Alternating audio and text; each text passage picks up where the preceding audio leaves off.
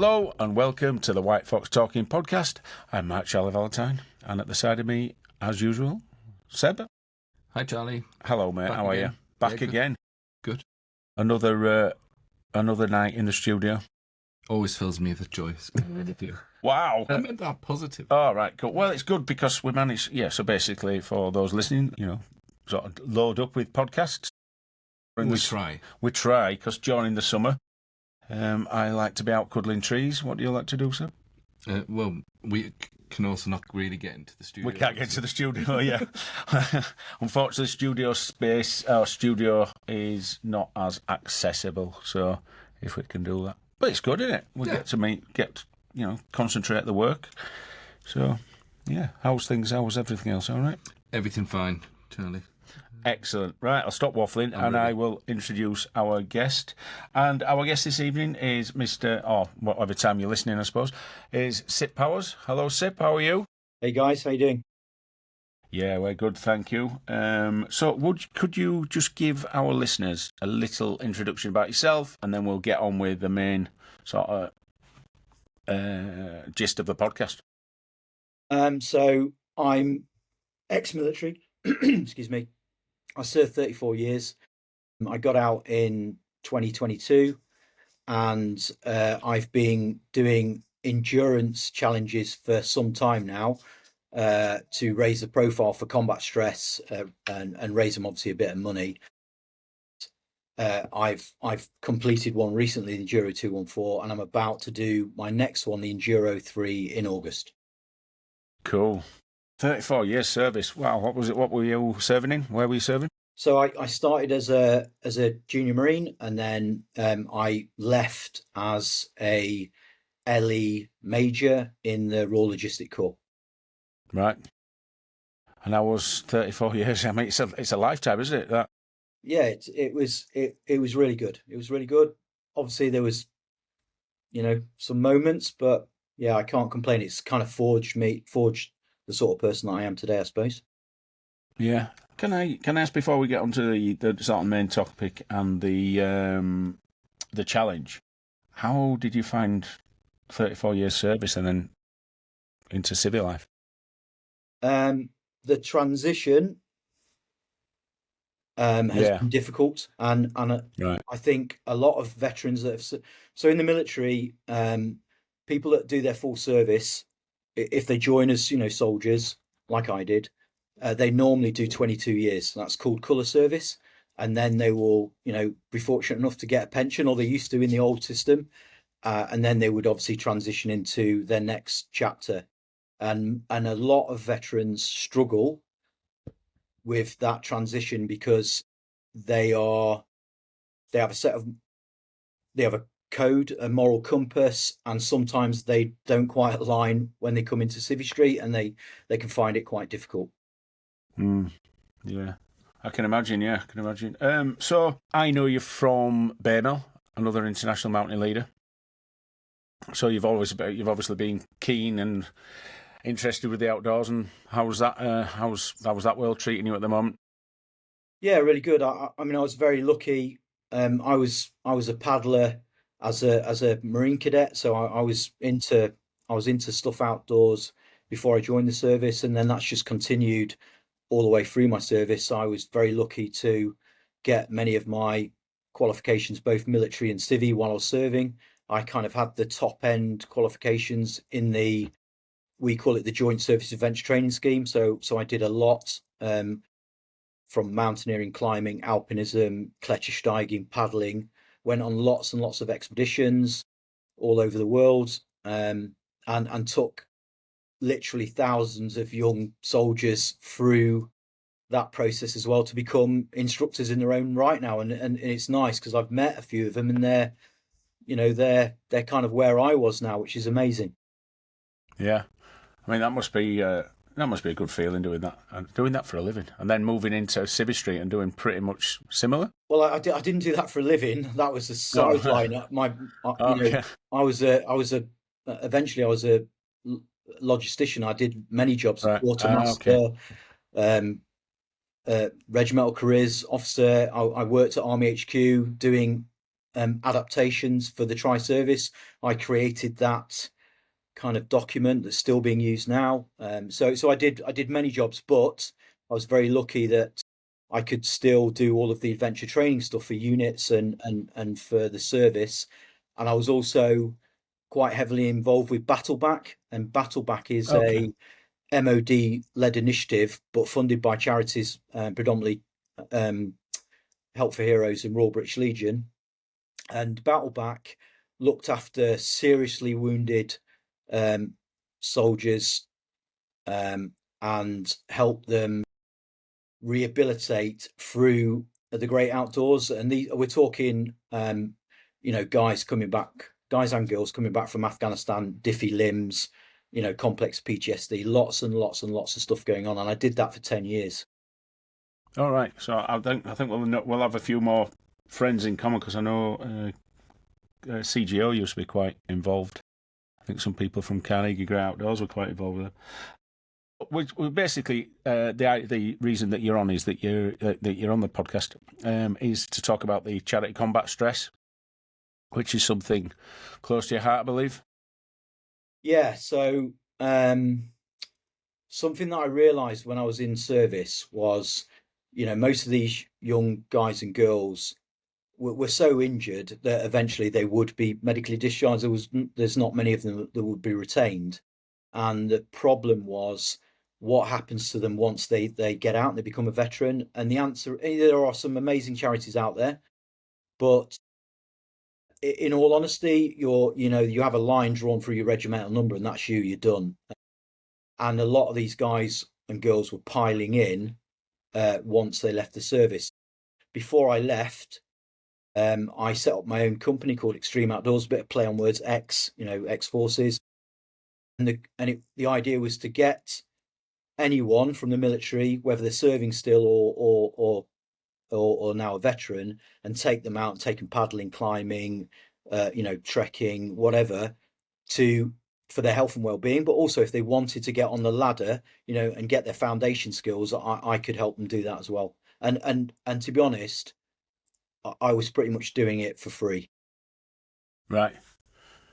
Yeah, I suppose we should explain it, so complex issues, basically, complex mental health issues we're looking at.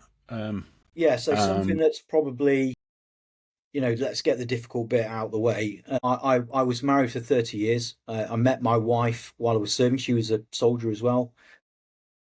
And we moved around for 30 years in different married quarters, and then I got this place in Preston as our forever home. Emma went on tour as well. She had her own demons, and unfortunately she took her life last year in June, and that caused a trigger, and I basically piled in. I knew I had my own demons. We would take these guys away, to the likes of Bavaria, amazing, and there would be staff from Headley Court, specialists, clinical therapists, mental health nurses, and we would be in the bar, having a laugh with the lads. And one of these ladies that I worked with for a couple of years did kind of say to me one night, "You do realise you're as fucked as the rest of them?" And I went, "No, there's nothing wrong with me. I'm, and then when I piled in, obviously I've got some amazing military brothers, and they were, looking after, just, checking in on me. And they were all saying, "Mate, you need to get help." And then eventually I met somebody who's amazing, who's had her own demons. And she basically gave me an ultimatum, said, "Look, you're a mentalist. I cannot handle this. You need to get help." And so because I'm linked to combat stress anyway, I'm kind of like the regional rep for Lancashire. There's 300,000 veterans in this region. And so I had a contact directly in, and I messaged my boss at Combat Stress. Somebody at the door. Sorry. All right, you can go. You can go and come back if you want. Sorry. Yeah, you're all right. Yeah, so I contacted them. via a text and just said to the two people that that were kind of my bosses, and said, I need help. And they literally messaged me within 5 minutes and said, we were waiting for this. And that was it. And then the process started. So I'm now getting support from combat stress. Cool. Well, I mean, the way that you're talking about that, you could hear a little bit, you could hear emotion in your voice. I'm glad that you took that step. What was it like taking that step? And I don't want to be, we don't want to be going over things that are going to be quite upsetting or quite raw. If The problem is, Charlie,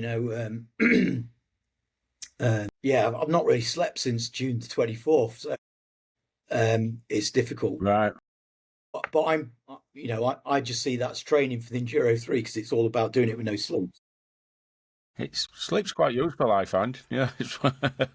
Yeah, I'll be honest. Yeah, it's handy. I'll be honest. The first days of my sort of PTSD, whatever, the scale of it at the time, I just didn't sleep, racing mind, and also sleep avoidance was my big thing, because I didn't want to see things that my brain would flash in front of me.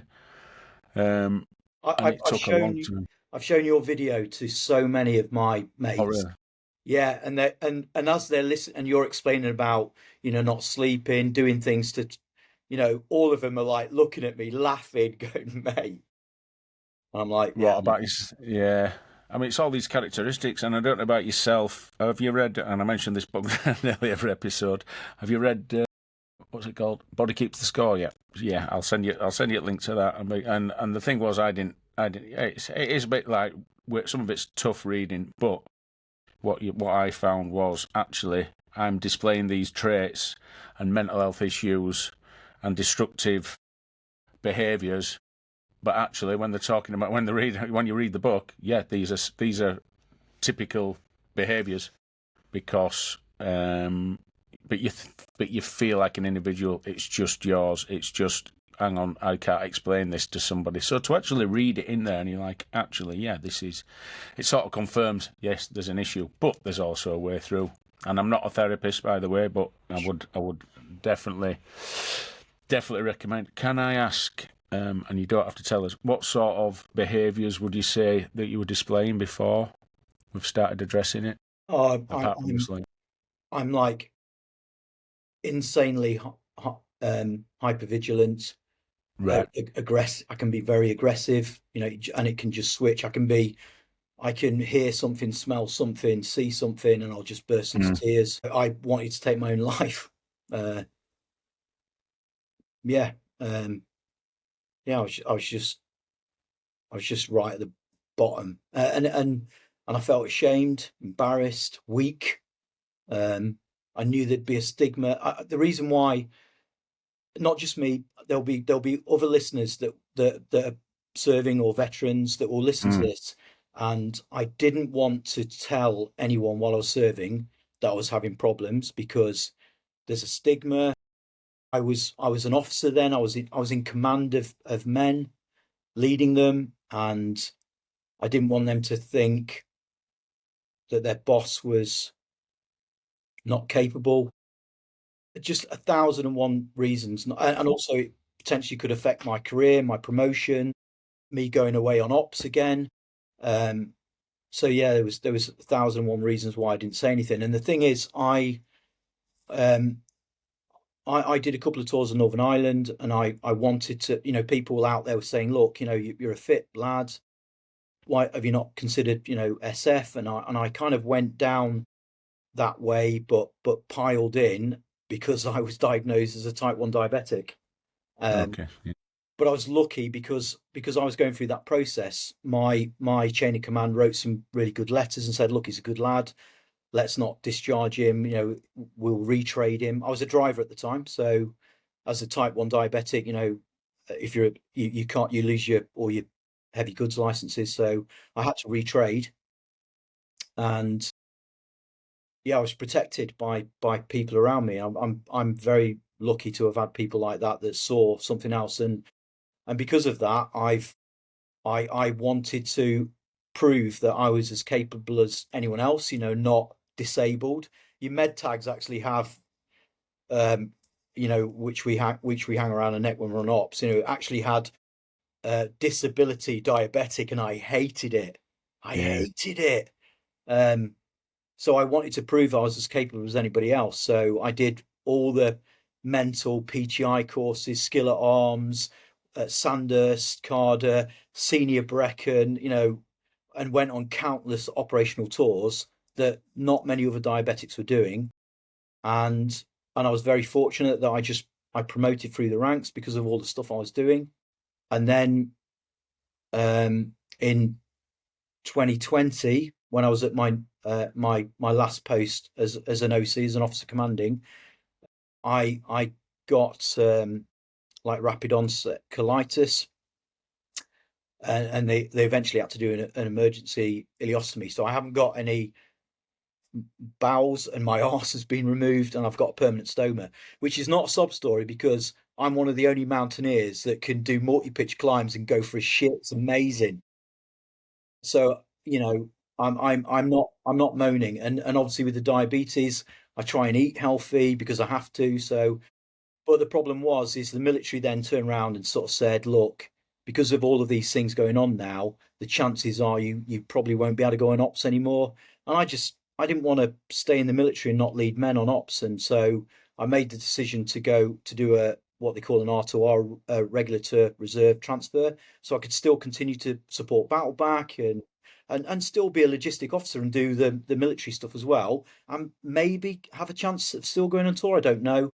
And so that's what I did. And then eventually they turned around and said, look, your medical grading is not appropriate for this post. And I was basically told that I couldn't go there. So I spoke to the military, and eventually they gave me a retrospective med discharge. And so I left the service. Oh, that must have been, I suppose, for that, you've got that way of life and you've got that passion. Yeah. I mean, heartbreaking, I suppose, at that time to pick yourself up from that. But then you've also got this PTSD from before then? Yeah, it was there, but it just hadn't. There was traits, and I was, now I look back and reflect, I know, and don't forget, myself and my fellow instructors, and something. One of them, Les, was here tonight, stayed with me last night. Surprise call in. He's an amazing bloke, and him and another guy called Steve, who I met on an army mountaineering weekend, and I took him up Trafan, up one of the grues, and we became really good friends. And Les was there as well, and I brought both of those into the team because they were the right people to deal with these lads. Still have a laugh with the lads, not treat them like something we said in Battleback. Was it's not about what you can't do; it's all about what you can do. And the blokes loved that, and we treated them like soldiers. And we pissed around, and it was, I'd get naked all the time. That's really bad, and I shouldn't do that. But it was just that we didn't. There was no one talked about rank. There was no rank. First, it was amazing, absolutely amazing. And these lads now are carrying it on. I'm proud of both of them. Yeah. Well, obviously, you've still got that squad of humour where you're saying that you don't have to, on a multi-pitch, you don't have to go for the shit, which, yeah, I'll be honest, it's dodgy if you don't understand. It's like if you have to go for it, you've got to take your harness off. You know what I mean? And, in a certain, try and find somewhere, and it's grim. Can I just take you back, Sip, that when you mentioned some of the traits that you were showing earlier about, I suppose this is more of a conversation between two friends than a podcast, but them, and for anyone else that's listening that's probably trying to think about what's going on with themselves, I mean, they are classic traits of some of people that have got PTSD that have been involved in incidents, and I suppose yours is CPTSD, would we say? It's complex, yeah. It's complex. So, and another explanation, the way that I sort of explain that is that, so my PTSD, when I was diagnosed, 30 out of 30, where it was top end, but it was a single event, whereas CPTSD can build up, and this is build up over event after event after event after event, isn't it? And then this is why there's so much of this in military, ex-military, and blue light services. People going to these incidents and it's part of the job, but then it has an effect later on in life. And I think it's part of recognising them traits that you've got them, isn't it? And that can be a scary moment. Yeah, I mean, the thing is, I've always been a risk taker. I've always been, you know, an adrenaline junkie with all of the crazy stuff I've done. And even before I left the service, I was very lucky when I was doing the Enduro 7, which was an event. It was 7 extreme events over 7 days for 24 hours, no sleep. And one, so it was climb, abseil, paddle, the three peaks twice, um, mountain bike, road bike, and run. And we were going to do the abseil first because obviously it's a bit dodgy, you know, not sleeping when you're abseiling. But we couldn't. The venue that we'd sorted out, they pulled out right at the last minute because they were like, "This is too risky." And I was very lucky that one of the boys that was in my squadron, amazing lad. His cousin owned a rope access company called Opal Access, and he spoke to him and he said, "Yeah, we'll sort something out in Liverpool off the exchange flags." But the only time they could get it was, I think, on the day 4 or 5 or something.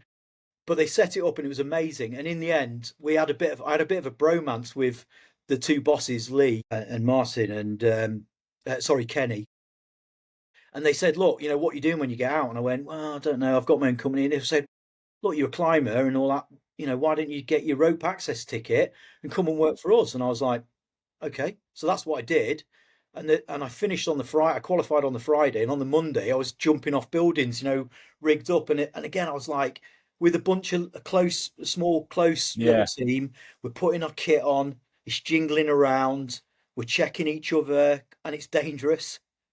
And it felt close to being like in a little military team again. You know, I loved it. Yeah. Yeah, I suppose it's a common thing, isn't it, when people leave the military, that finding that routine and finding camaraderie, if I can say, yeah, if I can actually speak, the camaraderie and structure. Would you say that's fair enough?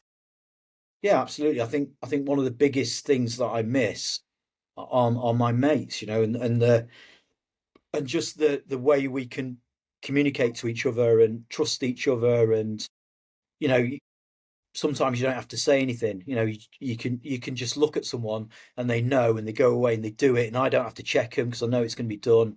And it's just how it works. Whereas what I find now is communication is sometimes difficult with people. They don't call you back, and you know, you're sending emails and they haven't got the same values, and I get really frustrated.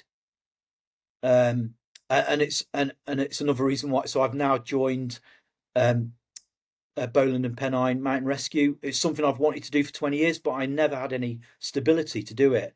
And I put in the paperwork. I was lucky enough to get through, and literally a week ago I moved from probationer to trainee now, so I'm now on their SAR list to go out on search and rescues, which is amazing. And again, they're an amazing bunch of blokes, so experienced. You know, more than 40 of them there. And the team that I'm with, there was 14 that started, and we're now down to 7 already, and we're not even halfway through the process. And again, it's just putting that kit on, doing something to support, you know, to save a life, and having that trust and dependence on everyone else. It's just a great environment, and also going out into the hills in shitty, harsh environments. And I'm like, yes, Well, it will be. It's Lancashire, mate. It's Lancashire. well, yeah. Sorry, that's just from other side of hills. So what I want to do is talk about some. Can we go over the challenges you've done before, and then we'll talk on the one that's coming up? Because I think we need to get these into perspective. You know, when we, you know, for the listeners. I'm quite intrigued with this not sleeping thing. I'll be honest, I won't recommend it. I'm a big sleep fan. So I probably first started with the Everest charity climb. So there was a small team of us. We got a wall, like a 10-meter wall, and we put it outside the War Museum in Chelsea. And we basically climbed the height of Everest from sea level as a team, just constant. And we did so well, and the local people were amazing. And I booked the wall for like 7 days. I went, right, bollocks, we'll do it twice. And then it was a lick out, an absolute lick out. All the team were like, oh my god! But we did it, and we raised a lot of money. The people in Chelsea and the Chelsea pensioners were coming out as well, which was drawing the crowds. And the team were amazing, and we raised a lot of money. And some of the guys went to EBC with Everest Base Camp with SAFA, which is another charity, amazing charity. So that was my first kind of endurance event, and then I went to Cyprus as a W01, and I was in Akrotiri, and there was a club called the K1 Triathlon Club, and obviously I'm a fit lad, shit swimmer, and one of the bosses there, an RAF officer, amazing guy called Roy. He was the Piedo, which is like the RAF equivalent of a master at arms, a physical training instructor. But I used to call him Pedo just to wind him up all the time. And he said, look, why didn't you have a go at the triathlons? And I was like, do I have to wear lycra? And he was like, yeah. And I went, no, I'm not doing it. And then he said, look, just stop pissing around. Come and have a swim, and we'll see how you go. You can bike, you can run. You just got to get the swim nipped. So I went, okay. And I went, and I was in the pool with all the club, and they were all like doing roll turns and everything. And he said, right, just swim to the end, come back. So I swam to the end, come back. I think I was doing a front crawl as well. And I sort of got to the end, breathing out my arse. And I had an arse at that stage as well. And I looked at him, I went, what do you reckon? He went, oh my God, you're shit. We've got some work to do.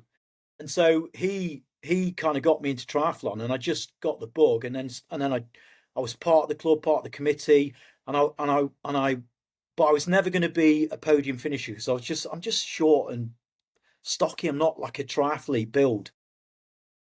But I started to discover Ironman, and I was like, why don't we do an Ironman in Cyprus? And it had never been done before. So I set up the K1 man. It was the first ever half Ironman in Cyprus, and we brought the Greek and Turkish triathletes together. It was amazing. These people that have been fight.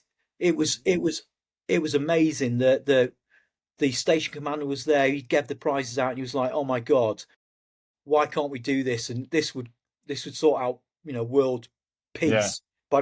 By so that was another that was my first kind of another endurance event, and I've done 18 Ironmans since then. How many? 18. 18, yeah. But one of those was, so the next one was called Battleback 1000, and that was basically the equivalent of 8 Ironmans back to back. And again, it was to raise the profile for Battleback and raise them some money. And so I did it, raised a bit of money, and the guy at Headley Court, the RATO, the Rehabilitation Adventure Training Officer, a guy called Ash Clare, an amazing bloke. He's out now. He's a veteran, amazing bloke, ex Royal Engineer. He contacted me and found out that I was a climber, had my RCI, and he said, "Look, we're planning on doing this exped to Spain. Would you want to join?" And I was like, "Yeah." So I actually saw my money being used to take these 10 guys, and we went out there, and all 10 of the guys are all guys. I think only one of them had his own legs. Right. Wow. And we took them climbing for 10 days. That must have been one, a great experience for them, but then two, rewarding. Yeah, that's the word. Rewarding for yourself. Just insane. My time in Battleback has taught me not to bitch and moan about myself, because guess what? No one's trying to shoot and blow me up anymore. I've got both my legs, both my arms. All right, yeah, foot, and I've got some things going on inside me, but there are many of those guys that would give anything to do some of the things that I can do, and I'm not saying they can't, because they can, but it's just harder for them. and so I don't moan about shit that's going on in my life. So you don't moan about it, do you think about it? Think about what? Shit that's going on in your life, or do you find that doing these challenges helps you clear your mind? That's the reason why I don't sleep, because I just can't stop. So people have asked me about this, and I tried to explain this to Helly, this lady that's I'm with now, and I tried to explain it to her. So to visualize it, it's like my PTSD. People's PTSD is different. I know yours will be as well. But my complex PTSD is like, imagine you're stood on the side of it, and you'll get this as a mountaineer. Imagine you're at this beautiful tarn somewhere, and you're searching around in the pebbles, and you find that perfect flat round, and you go, right, here we go, and you skim it, and the pleasure of watching it skim across the water, and you're like, yeah. And if there's a load of you, you'll have a little bit of a competition who can do the most or get it the furthest. So my PTSD is skimming that rock, and it just never stops. Hits the bank on the other side, flips, and goes through someone's car windscreen. But what all of your listeners are visualizing is a perfect flat stone that's I'm using massive boulders. And all I want is for that stone to stop and sink at some stage.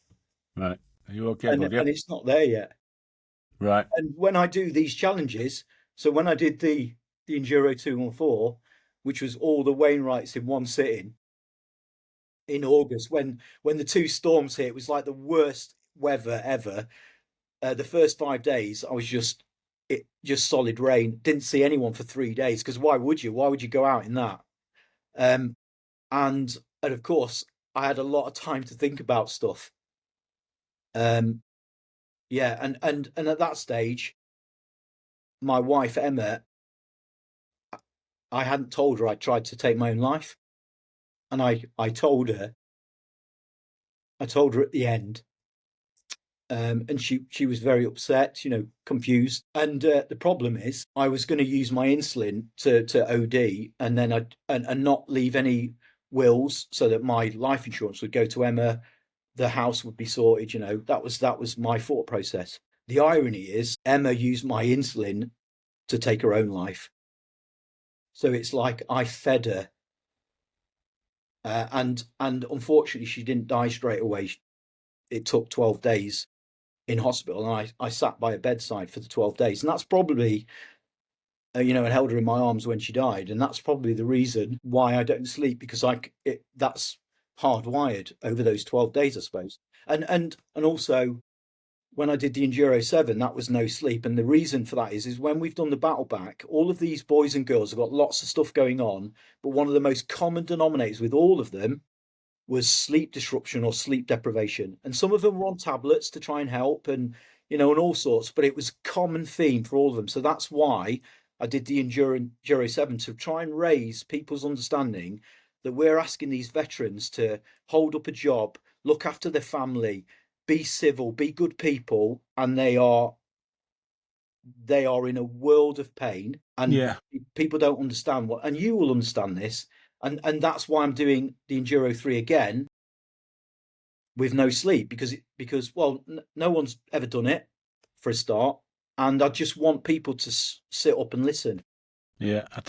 If just on the sleep thing, I don't think it's any coincidence that I went to working on nights, basically, working on doors. So, ejection technician, bouncer, whatever, working in that environment after a violent incident, and then working in a world of sort of potential violence, but also that thing of being up at night, because I couldn't, you know what I mean? And then I'd go to sleep when I'm exhausted, or a bit of a state when I said. I am a big fan of sleep now, because it plays such a part with my just controlling moods, really, I suppose. But yeah, but that took a lot of years. I don't want to put that into anyone's mind of like it's going to take a lot of years, but it was something that I had to get control of, otherwise I was going nowhere. So the Enduro 3, what's involved in that?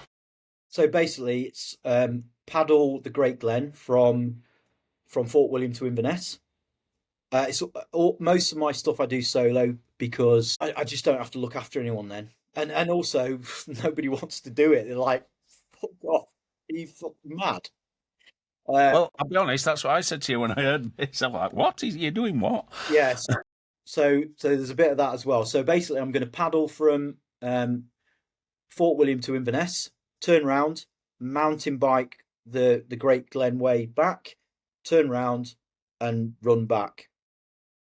The paddle's just shy of 100 k's, and the bike and the run, same route, are 125 k's.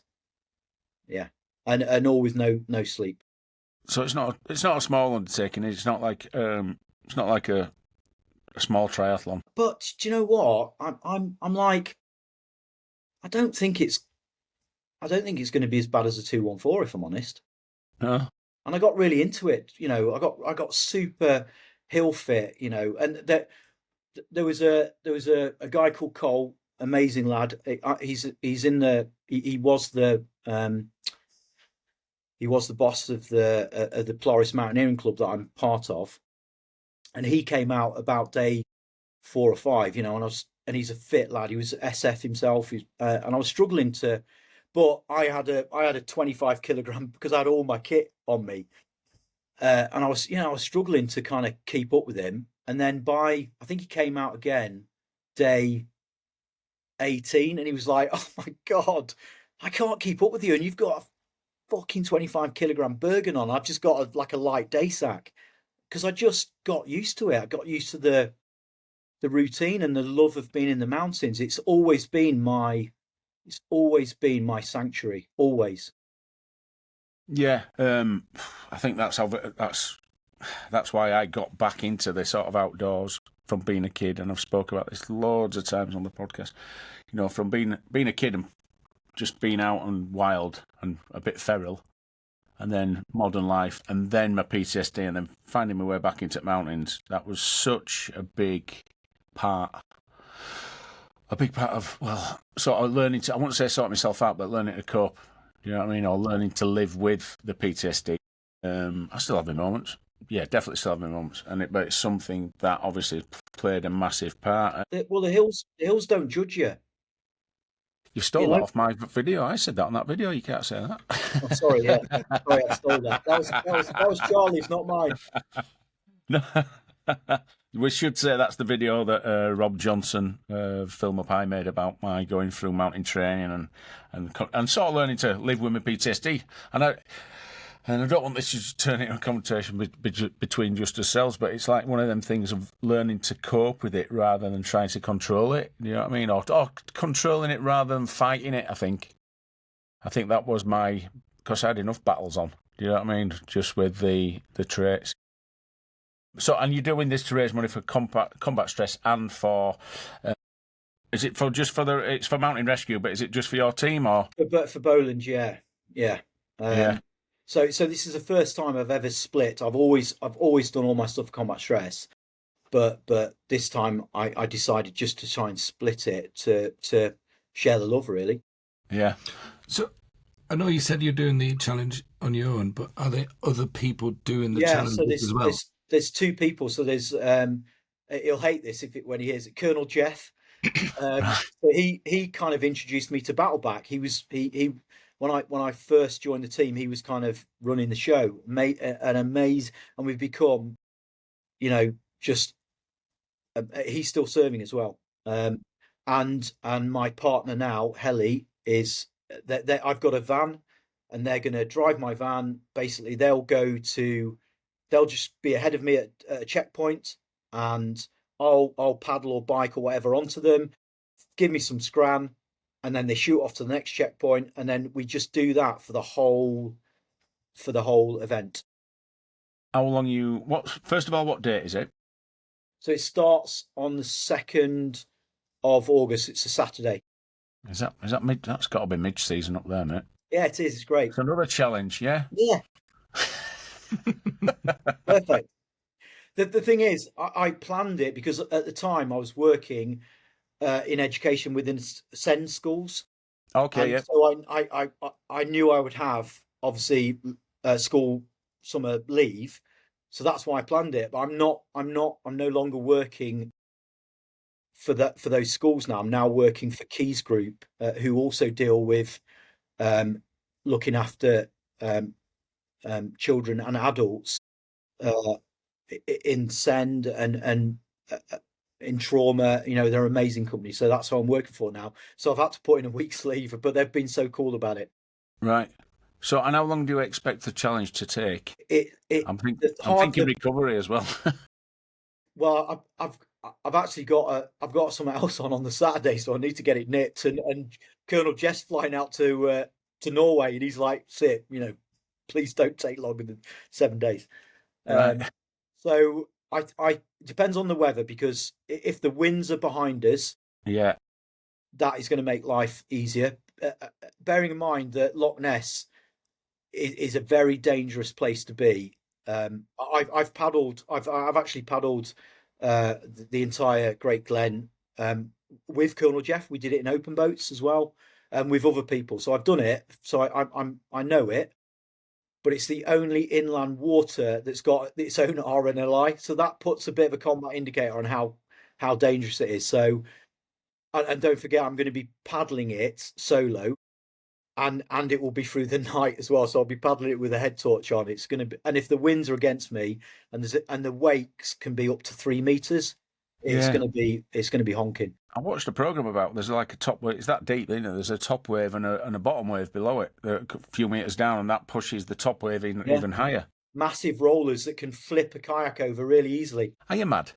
I can roll. I just need to practice rolling a few times just to, and hopefully I don't fall asleep while I'm under the water. Otherwise, that's going to be problematic. That's more into submarine core, isn't it? Yeah, exactly. Yeah. Yeah. So I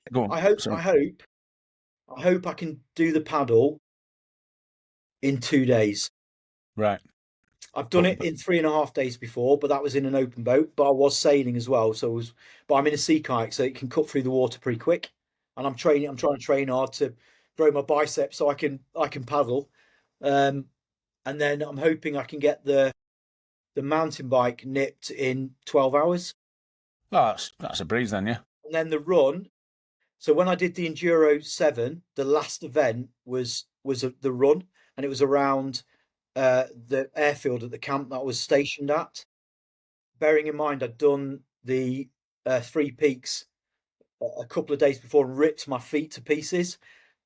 And Les was the guy that repaired my feet. It took him about 2 hours. And I did 3.5 marathons in 24 hours when I did the run. So that's the equivalent. That's more than the equivalent of 100. So sorted. 24 hours. So you come up with these challenges? Yeah. Because I don't sleep. I think of stupid stuff to do.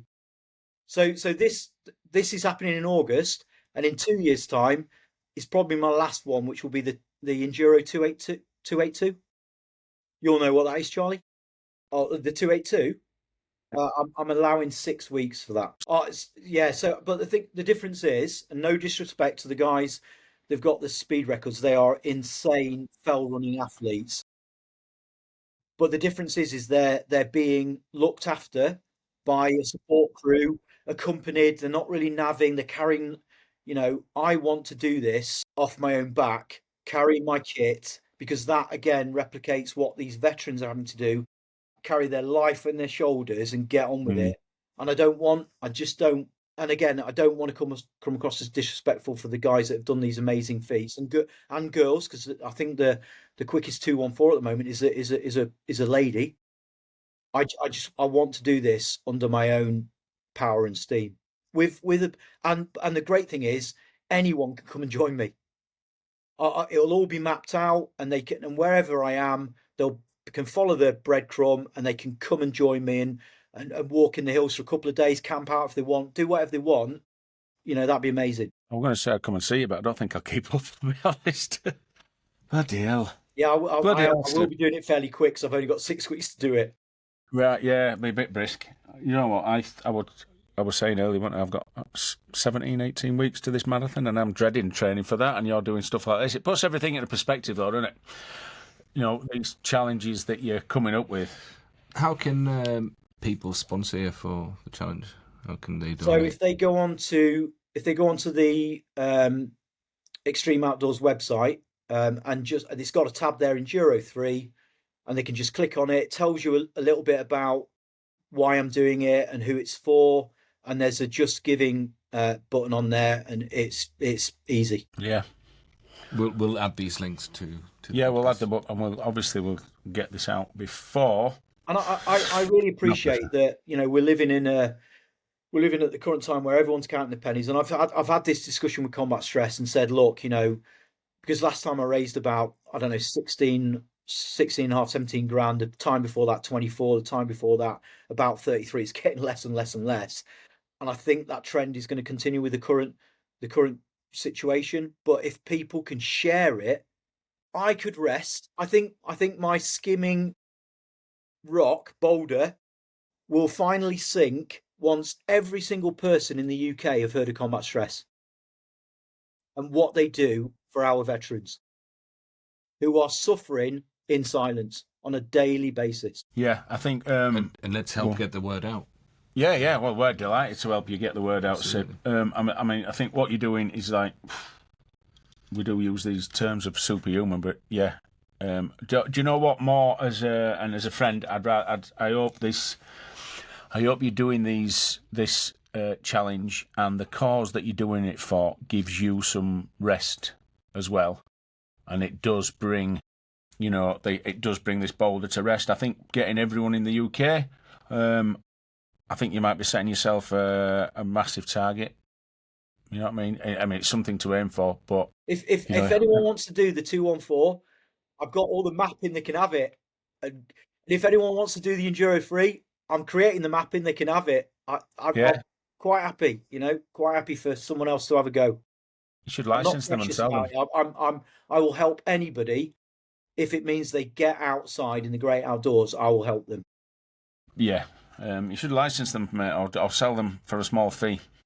Put them on your website as a downloadable for £1 or £2 or £5. You know what I mean? It's a good idea. Yes. Well, if you've sat at my show, you would awake anyway, won't you? So it doesn't really matter. But at least you're not sat up watching Love Island or something like that, are you? Well, at least you've been. I have watched Love Island. Why wouldn't you? There's some essence on there, isn't there? Let's be honest. Oh, I don't know. It's not for me, mate. It's not for me. I must admit, sometimes if I want to switch off, I will watch some sort of shit TV. And, I tend to, something I watch at night time all the time is Norseman. Okay. I like First Date for some reason. It's about Vikings and it's really funny. Right. No, I've not seen it. I watch First Dates for some reason. But even that, we're watching First Dates, I'm always looking into... I always say to my wife, I'm like, I know why they picked that person, because there's a story coming and this story is going to fall out like that. But that's what happens when you start running bloody podcasts about mental well-being. Is it not? I don't watch it. Yeah. You always watch it. So, Sib, I think we're going to wrap it up there. But what can I say? Thank you for coming on. Thank you for being so open. Thank you for what you're doing. And, it's... What an inspiration of a guy, really. You know what I mean? Putting yourself out there and doing this for others. And I suppose anyone else, if we can... I think we're honoured just to be part of promoting the event and promoting yourself and Combat Stress and Mountain Rescue. So thank you. To be honest, I feel really humbled that you guys have approached me and you think that I'm worthy of just, being on your podcast. I really do. You know what? Do you remember up at we're at the Bay Mill conference near York, and I did my talk about the mountains and mental health and PTSD, and you came up to me and spoke to me afterwards, and it's like even before that I was like, am I worthy of doing this talk, and do I want to do this talk? No, I don't want to do this talk, but we do it. But I think that's a trait of PTSD. Yeah, but look at what you're doing. Look at the impact that you guys are having on people and their mental health. Well, hopefully, I think we're looking at a little project, a side project. I mean, it's all about this. It's just giving back, isn't it? You know what I mean? So there's two sides of it. If we can quickly go into it, it's one, I suppose, it's this thing about survivor guilt, and then the other side of it is what was this term we used? It's lived experience, isn't it? It's lived experience. So if we can speak about things that people may be starting out on their, unfortunately, people will be starting out on a mental health journey. And if we can give some information to them through lived experience, then they might not make some of the fucking mistakes that I made. You know what I mean? And to be honest, you know, mental health crisis is the new cancer, and they're doing amazing things for cancer to try and get a cure. What are they doing? What are they doing for mental health? Yeah, definitely. Well, still not. That's where you come in by trying to do stuff like this to raise awareness and try and put some sort of support channels out there to help people. Yeah, still, I mean, without getting, can I get ranty? Without getting, I won't get too ranty, but you know, for things like battleback and combat stress, you know, we're looking at these charities to help people that have developed injuries and mental health issues through serving the country. And then there are charities to set up that have to look after them because the country that they've served are not helping. Or I don't know. So I've kind of been involved a little bit with Op Courage that was set up, you know, and actually I was speaking today with Diane, who actually initiated that before it was called that, and Johnny Mercer obviously had his bit, and Johnny Mercer has been a massive support for me. You know, I've been to see him several times when he found out about Emma. He sent me personal messages. So there are good people out there that really do understand veterans and not just veterans, anyone that's going through crisis. It's just we just need to do something more. The only thing I can do is, because this is not about me, I'm just a conduit for combat stress. All I want is everyone to know about combat stress. So if they've heard of it, they might be able to turn around and say, do you know what, my uncle or my dad, I've noticed something. Hey, have you heard of combat stress? They're here to help you. And they might turn around initially and go, fuck all wrong with me. But then they might go, do you know what? I might make a phone call. And that's what I did. And it saved my life. I've got to be honest, because I was like, fuck this, I'm tapping out. That, my brothers, my military brothers, and my 3-year-old Staffy, that's the reason why I'm here. Well, on that note, I mean, thank you for picking the phone up, and thank you to Combat Stress so that you are still here, so that you can then go on to help other people and share your story. Yeah. Cool. Thank you, Seb. You take care. We will. Are you all right? Yeah. Sorry, Seb, I cut you off. Don't worry about it. No, I was just going to say thanks, Seb. Quite emotionally, but stay strong. Yep. And we will follow your. I won't be doing it, and I probably won't be going with you, but we'll. But we will follow everything you're doing, so we'll keep in touch. Okay, buddy. Take care, man. Thanks, guys.